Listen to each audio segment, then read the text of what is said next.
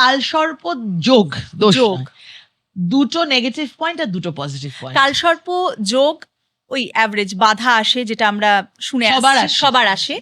আর একটা হচ্ছে যে এরা একটু লেজি পার্সন হয়। আচ্ছা, মানে চান করতে যাচ্ছি, বারবার বলতে হবে, ওই অ্যাক্সিসের মধ্যে যেহেতু কোনো সমস্যা আছে, ওই প্রবলেমটা রয়েছে বলে তাদের এনার্জি লেভেলটা ডাউন থাকে। এটা একটা নেগেটিভ পয়েন্ট, যেটা কিন্তু ইজিলি তারা নিজের কর্ম দিয়ে রেকটিফাই করতে পারে, কনসিয়াসনেস দিয়ে করতে পারে। এটার সাথে জ্যোতিষেরও কোনো সমস্যা নেই। আচ্ছা, পজিটিভ হচ্ছে স্পিরিচুয়াল হয়, তারা নিজেকে ইভোক করতে পারে, একটা এনলাইট করতে পারে, তারা ভীষণ স্পিরিচুয়াল লাইফে যেতে পারে, এবং তারা কিন্তু ডিপ থিঙ্কিং, মানে তাদের ওই ইনটিউটিভ পাওয়ারটাকে যদি তারা জাগাতে পারে, ওই যে বললাম যে পড়াশোনাতে হোক, রিসার্চে হোক, একদম।